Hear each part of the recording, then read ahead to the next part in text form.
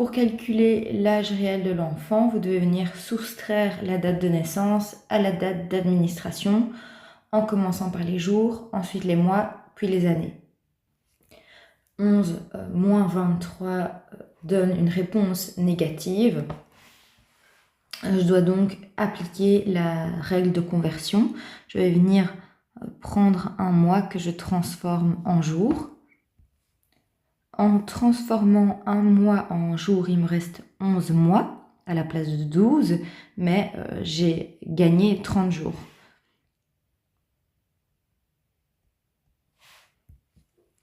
Grâce à cette conversion, je peux maintenant réaliser ma soustraction.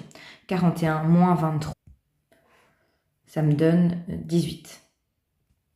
Après les jours, les mois, 11 moins 4, ça vous donne 7. Et puis 2014 moins 2010, 4. L'enfant a 4 ans, 7 mois et 18 jours. Les notes brutes sont déjà indiquées dans votre tableau. Il suffit de convertir ces notes brutes en notes standards. Vous avez besoin de la table A1 pour réaliser cette conversion. Attention de ne pas vous tromper de table A1, car il y en a plusieurs. Ce sont des tables différentes en fonction du groupe d'âge. Vous observez dans l'ordre d'administration les subtests qui sont présents dans la table.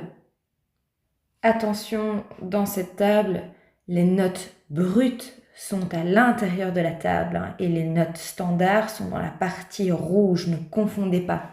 Pour chaque subtest, vous allez devoir venir reporter la note brute à l'intérieur de cette table et trouver la note standard associée. Pour le subtest cube, l'enfant A obtient une note brute de 22, que je viens retrouver dans la table.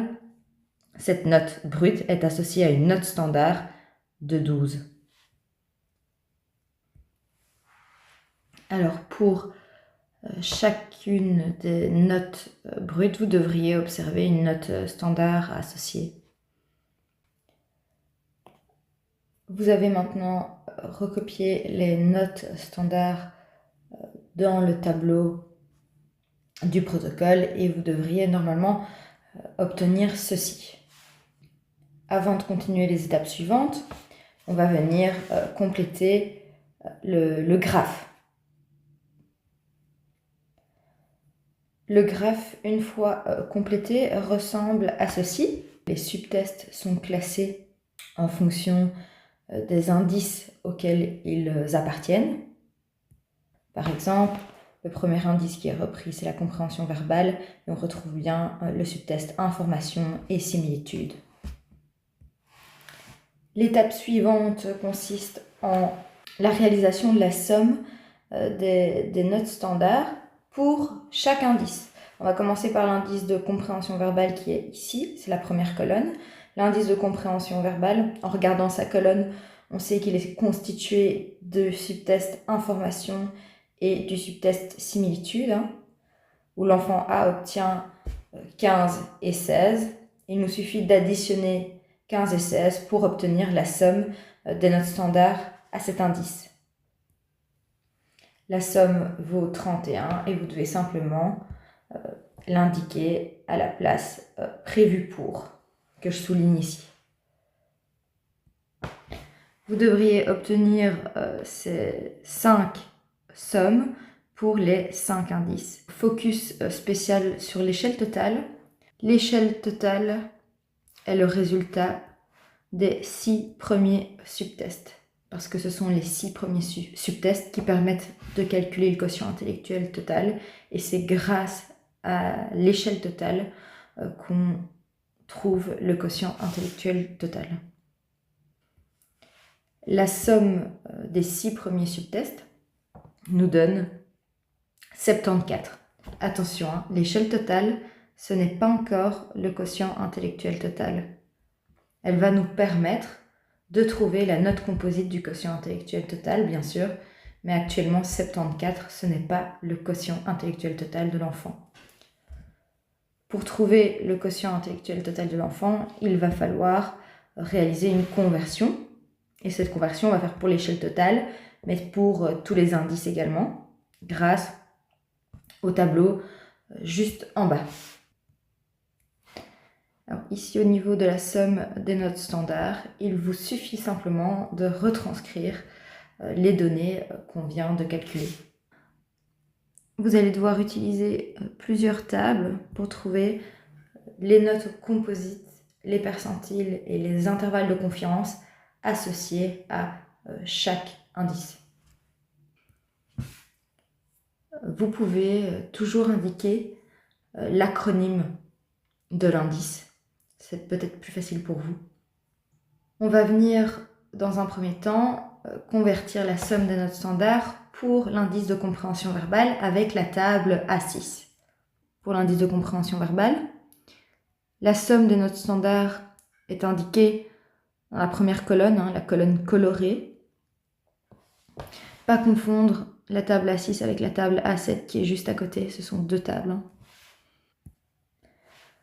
Vous allez venir reporter la somme des notes standards pour l'ICV.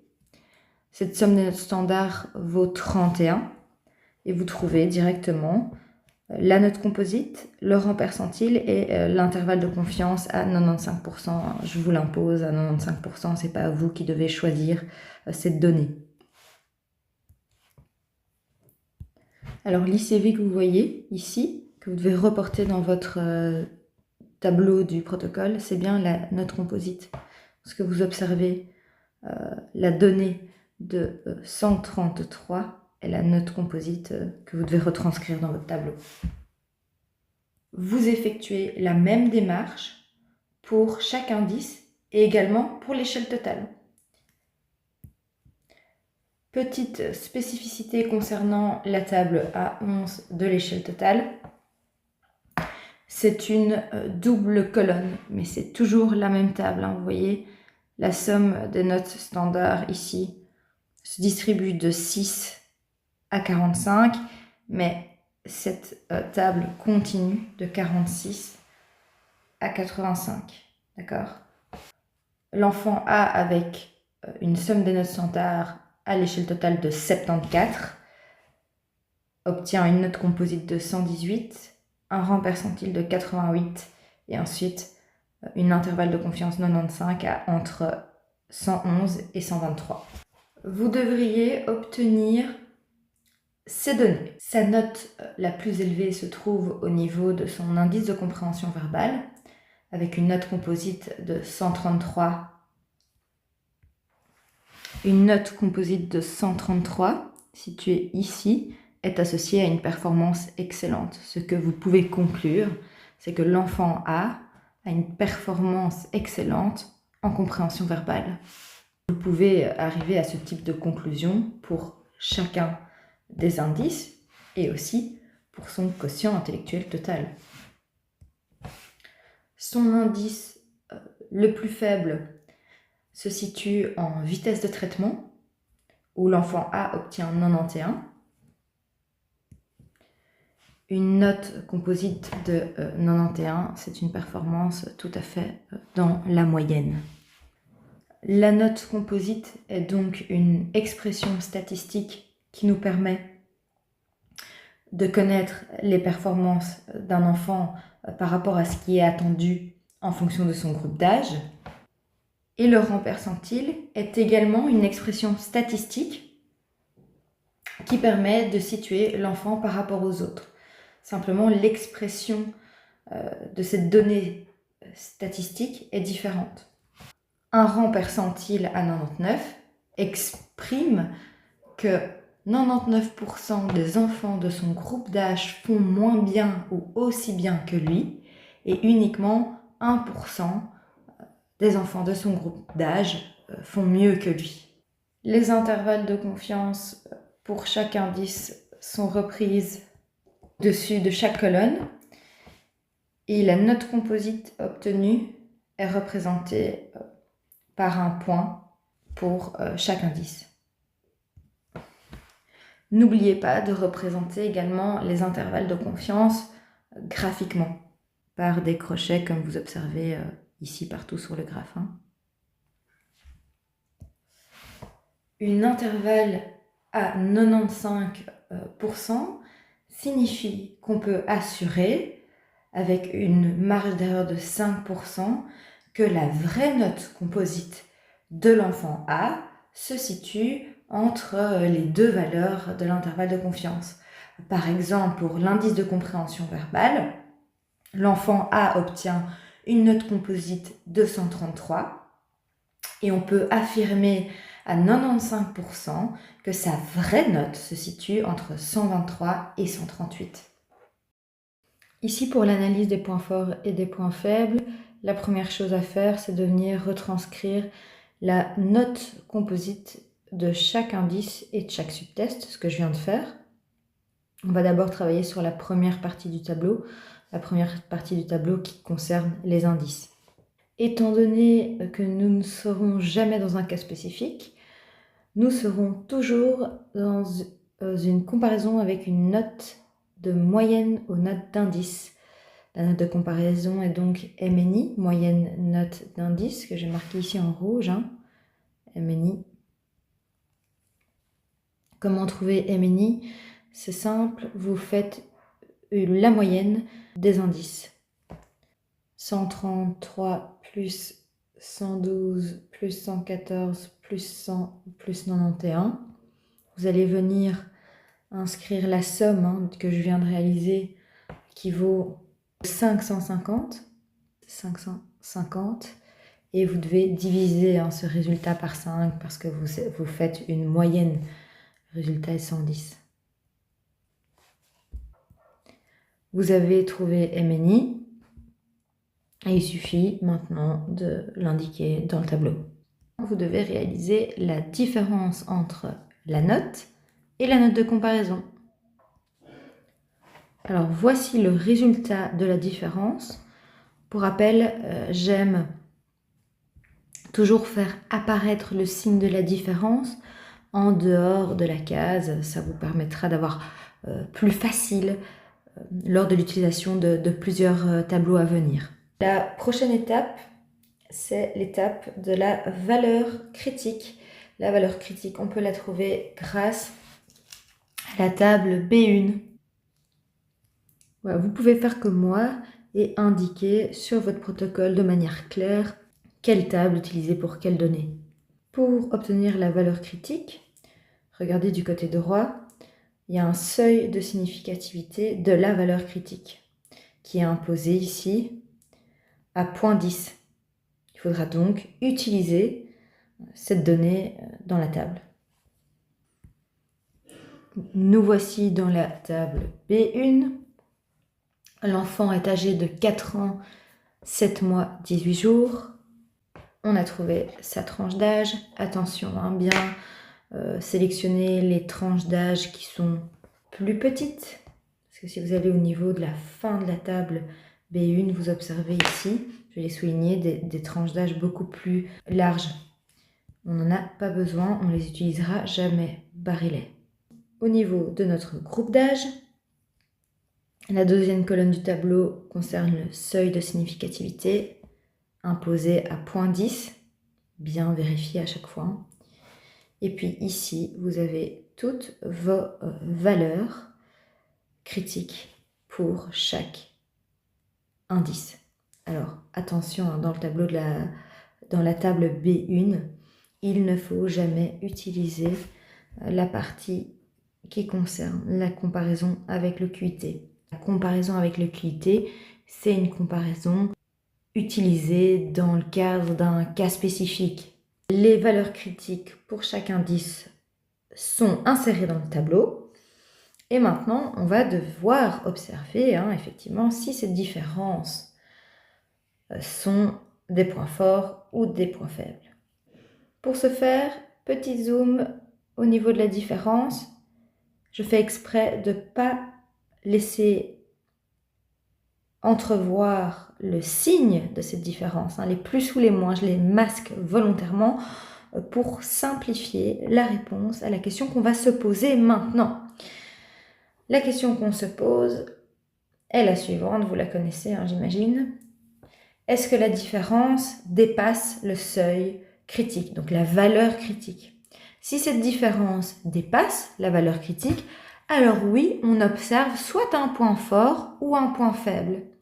Pour savoir s'il s'agit d'un point fort ou d'un point faible, alors là, je vais observer le signe de la différence. Procédons ensemble. Est-ce que 23 est plus grand ou égal à 9,39 ? La réponse c'est oui, donc il s'agit bien d'une force ou d'une faiblesse. Et pour savoir si c'est un point fort ou un point faible, eh bien je vais regarder maintenant seulement le signe de la différence. Le signe de la différence, c'est un plus, et donc c'est un point fort. Lorsque c'est un moins, c'est un point faible. J'entoure le F majuscule qui signifie l'observation d'un point fort. Je cache à nouveau les signes. Est-ce que 2 est plus grand ou égal à 10,13 ? Non, je n'observe donc ni un point fort ni un point faible. Est-ce que 4 est plus grand ou égal à 9,39 ? Non, c'est donc ni un point fort ni un point faible. Est-ce que 10 est plus grand ou égal à 11,47 ? Non, c'est ni un point fort ni un point faible. Et est-ce que 19 est plus grand ou égal à 13,79 ? La réponse est oui. J'observe donc bien un point fort ou un point faible. Et pour savoir si c'est un point fort ou faible, je dois regarder le signe de la différence, ce que je fais maintenant. Ah, c'est un moins, c'est donc un point faible. J'entoure le F minuscule, qui signifie point faible. Uniquement pour les valeurs point fort ou point faible, je dois utiliser la table B2 pour observer la fréquence d'apparition de ce point fort ou de ce point faible dans la population de son groupe d'âge. Cette observation du taux observé va me permettre de savoir si c'est une force rare ou une faiblesse rare. Pour rappel, une force qui est rare ou une faiblesse qui est rare, c'est une force qui est inférieure ou égale à 6%. Au-delà, on est dans un taux qui n'est pas rare. Petit point d'exception par rapport à cette règle, si vous observez un taux observé entre 5 et 10%, on pourrait se dire mais est-ce que c'est rare ou c'est pas rare ? Eh bien, entre 5 et 10%, vous pouvez quand même juger de la rareté de ce point fort ou de ce point faible en indiquant que c'est bien rare. Regardez une information située dans la partie droite de votre tableau qui concerne le groupe de référence du taux observé. Alors on a deux choix, soit on fait le choix de tout l'échantillon ou par niveau. Par niveau, rappelez-vous, vous pouvez ajouter cette information que c'est par niveau de QIT, donc en fonction du QI de l'enfant. Si vous avez coché par niveau de QIT, il faut aller dans le bon tableau en fonction du quotient de l'enfant. Et si c'est tout échantillon, c'est le premier tableau B2 présenté. Pour rappel, on peut utiliser un groupe de référence du taux observé tout échantillon quand le quotient intellectuel total de l'enfant est dans la moyenne. Dans ce cas-ci, l'enfant A obtient un QI total de 118. Son QI est dans la moyenne. On aurait pu utiliser un groupe de référence du taux observé tout échantillon. On peut aussi utiliser par niveau de QIT parce que le niveau de QIT s'applique peu importe la valeur du QI de l'enfant, qu'il soit moyen, qu'il soit faible, qu'il soit supérieur, etc. Nous voici au niveau des tables B2 du syllabus. Nous sommes dans une comparaison QIT et donc ici, nous n'allons pas utiliser la table tout échantillon. Par contre, nous allons bien utiliser les tables avec la référence du QIT, pas celle-ci, parce que le QIT de notre enfant vaut 118. N'oubliez pas qu'on doit uniquement venir observer les taux pour les forces et faiblesses. On observe chez l'enfant A une force en ICV et une faiblesse en IVT. ICV, IVT, voici les deux colonnes qui m'intéressent. On va commencer par indice de compréhension verbale. Zoom dessus. Alors l'enfant, il a un indice de compréhension verbale de 133 et sa propre moyenne, donc la note de comparaison qu'on a utilisée, vaut 110. Son indice de compréhension verbale est plus haut que sa propre moyenne, sa note de comparaison. De ce fait, on se situe dans cette partie de la colonne. On n'est jamais au niveau de la comparaison QIT, d'accord? On a fait une comparaison avec la moyenne aux notes d'indice. Ne regardez jamais du côté droit de la colonne de votre indice.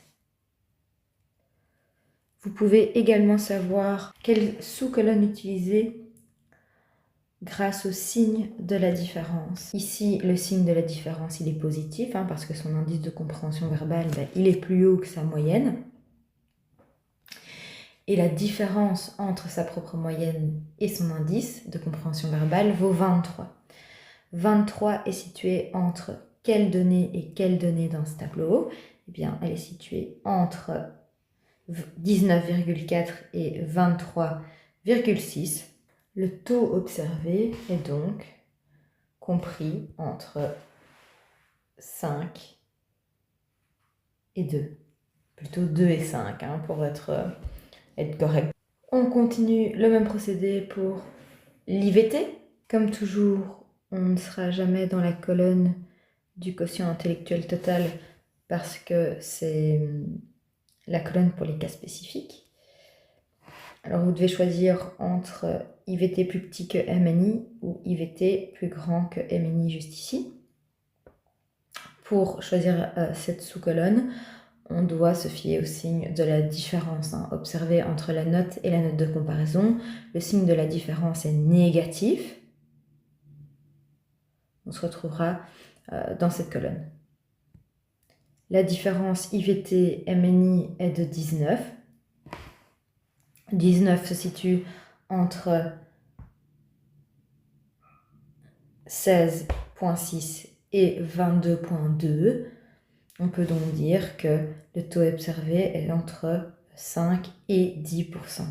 Je viens de retranscrire les taux observés dans le tableau du protocole. On peut barrer ou laisser vide les autres cases. Même procédé pour la deuxième partie de ce tableau avec les subtests. On est revenu placer les notes standards. Ne confondez pas avec les notes brutes, c'est vraiment les notes standards qu'on place ici. On vient calculer la moyenne aux notes standards. La moyenne aux notes standards s'appelle MNSI. Vous réalisez l'addition des 10 subtests. L'addition des 10 subtests donne 117. Vous venez retranscrire cette information dans la place déterminée à cet effet, 117, et vous venez diviser par 10 parce qu'on fait une moyenne et qu'il y a 10 subtests. Ça, c'est très simple. Ici, je retranscris donc sa propre moyenne, tous subtests confondus, et on va venir réaliser la soustraction. Vous devriez obtenir cette différence. Et on va maintenant aller chercher la valeur critique dans la table B3. La valeur critique dans la table B3 est disponible pour chaque subtest. D'accord? Alors, faites bien attention. La table B3 existe en 4 exemplaires. Toujours sélectionner le groupe d'âge adéquat. L'enfant ayant 4 ans et 7 mois, il faut sélectionner ce groupe d'âge. Nous sommes toujours à un seuil de 0,10. La comparaison est une comparaison MNSI, MNST étant le cas spécifique. Vous pouvez venir vraiment déjà barrer toutes ces colonnes pour ne pas vous tromper à l'examen. D'accord? Je ne vais pas toutes les faire ici. Et puis, vous venez simplement reporter les valeurs critiques, vos valeurs seuil, qui permettent, une fois dépassées, d'observer une force ou une faiblesse. C'est toujours le même principe. La suite de la table B3 se trouve 2 pages plus loin.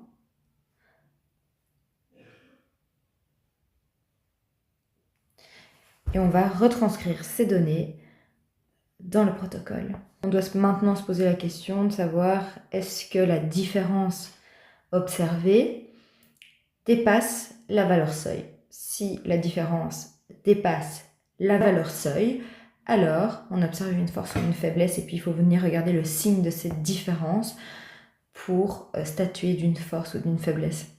Est-ce que 3,3 est plus grand ou égal à 2,61? Oui. Est-ce que c'est une force ou une faiblesse? Regardons le signe. C'est un signe positif et c'est donc une force. Est-ce que 4,3 est plus grand ou égal à 2,61? Oui. Quel est le signe de la différence? C'est un signe positif. C'est donc une force.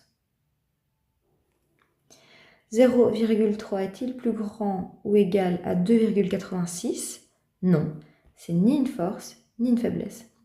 0,3 est-il plus grand ou égal à 2,78? Non. C'est ni une force ni une faiblesse. On continue comme ça.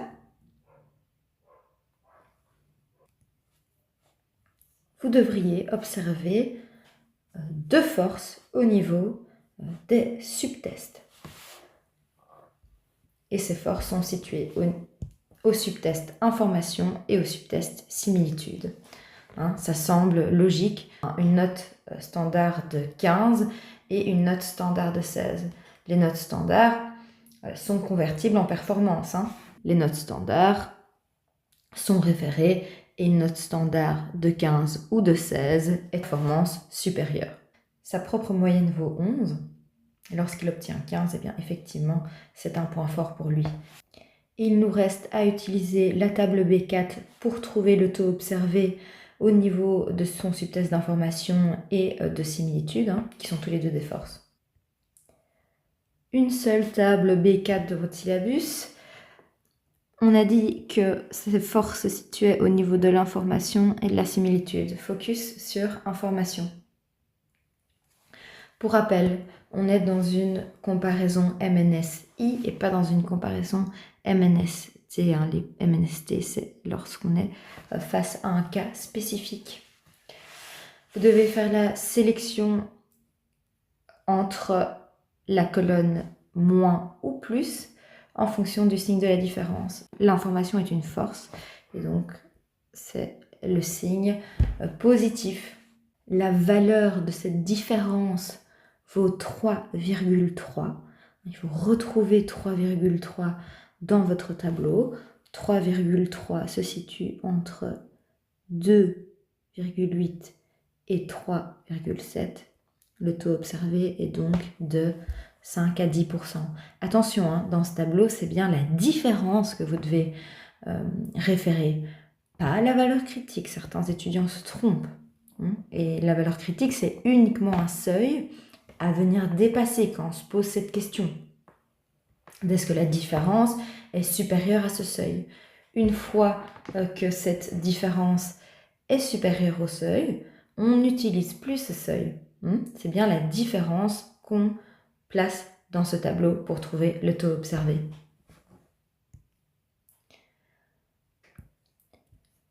Au niveau de la similitude, pareil, on n'est pas dans un cas de MNS-T, on est dans un cas de MNS-I. Similitude, c'est une force pour notre enfant. On est donc dans la sous-colonne avec les plus, car la différence, le signe de la différence est positif. Et la différence vaut 4,3. On recherche 4,3 dans notre tableau. On ne trouve pas 4,3, mais 4,3 est situé entre 3,8 et 4,5, ce qui situe un taux observé de 2 à 5%.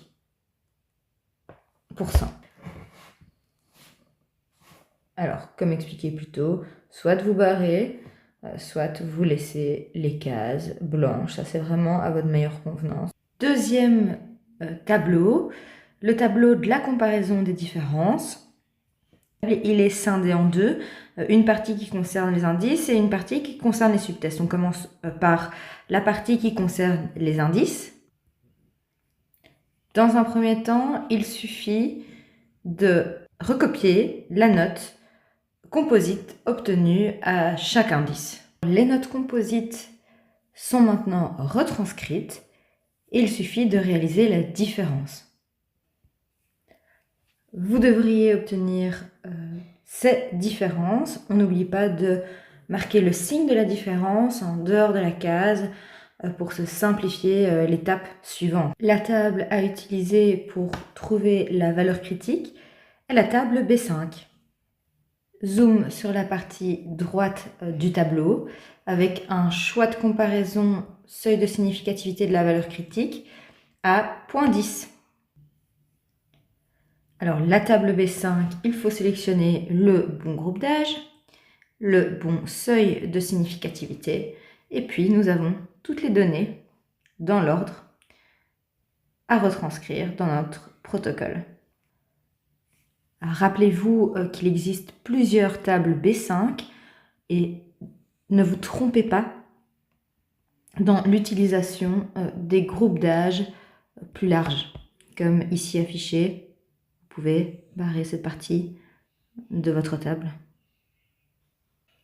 Les données sont retranscrites dans votre tableau et on va pouvoir se poser notre question. Est-ce que la différence est égale ou supérieure à la valeur critique? Et si c'est le cas, alors on observera une différence significative. Si la différence ne dépasse pas ce seuil, il n'y aura pas d'observation de différence significative. Ici, je masque volontairement le signe de la différence dans le but de ne pas faire d'erreur lorsqu'on se pose la question de est-ce que la différence est supérieure à la valeur critique?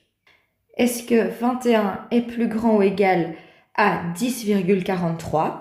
La réponse à cette question est oui, alors on observe une différence significative. On passe à la ligne suivante et on se pose la même question. Est-ce que 19 est plus grand ou égal à 9,83?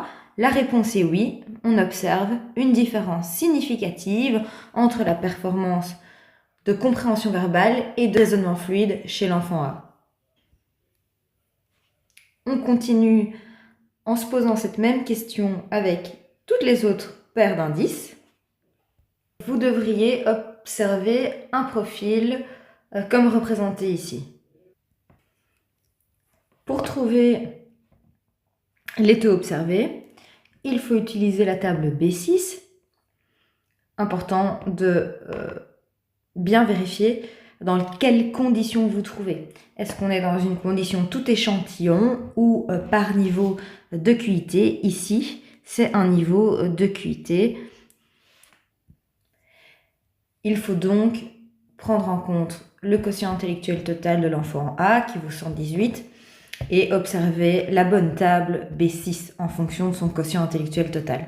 Table B6 pour un quotient intellectuel total compris entre 110 et 119.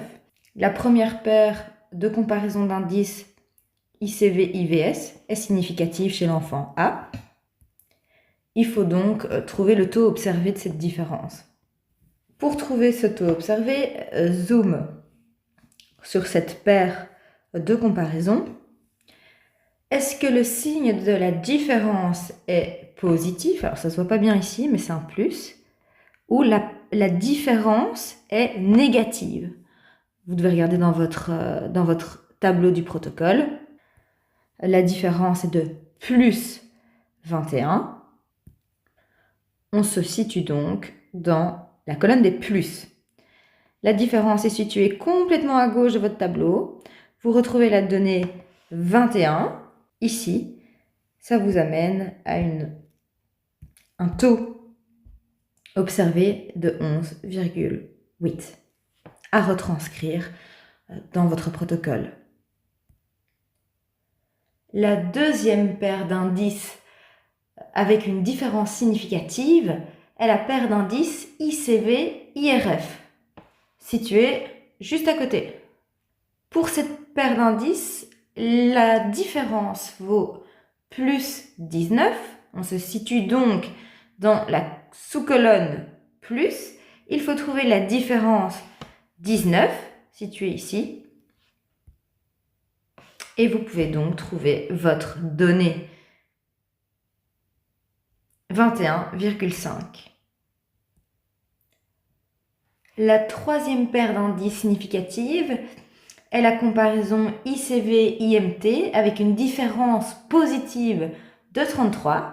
ICV-IMT avec une différence positive, on est donc dans la colonne des plus, avec 33 en différence.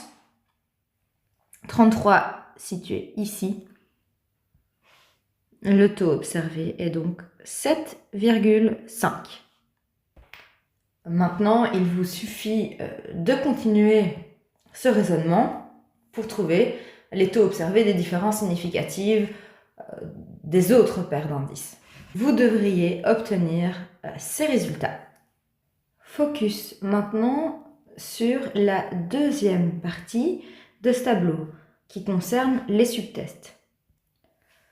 Dans un premier temps, on vous demande simplement de venir retranscrire les notes standards de chaque subtest.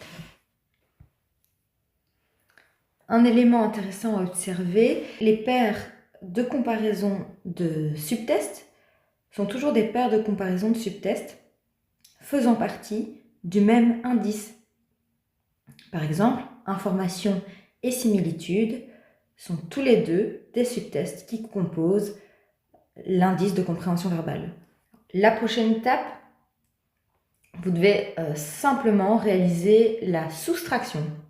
Normalement, vous devriez obtenir ces différences. Et maintenant, on va aller dans la table B7 pour trouver la valeur critique. Le seuil de la valeur critique est imposé à 0,10. La première comparaison entre subtests est information-similitude. Alors, je vais regarder information, qui est la première note au niveau de la ligne de subtest, et puis similitude au niveau de la colonne. Et je tombe directement sur 2,54 étant une donnée dans la partie non colorée, au seuil 0,10. Je procède de la même manière pour toutes les paires de comparaison. Cube et assemblage d'objets, paire de comparaison. Vous observez la donnée qui vaut 2,98 et qui représente la valeur critique, bien sûr. Vous devriez obtenir ces valeurs critiques à retranscrire dans votre protocole. Toutes les valeurs critiques sont rapportées dans le tableau et comme d'habitude, on se pose la question de savoir si la différence observée dépasse ce seuil critique. Si c'est le cas, alors on observe une différence significative. Si ce n'est pas le cas, alors pas de différence significative. Est-ce que 1 est plus grand ou égal à 2,54 ? La réponse est non. Et on va se poser cette question pour les dernières comparaisons de subtests, de paires de subtests.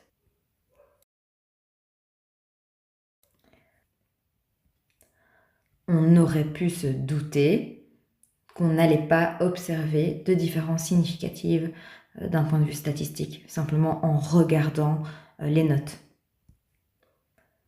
C'est encore plus visible au niveau du subtest cube et assemblage d'objets, où les deux notes finalement sont similaires, 12 et 12. Que pourrait-on conclure ? Eh bien, on observe, suivez mon surligneur, je vais le mettre dans une autre couleur pour que ce soit plus visible.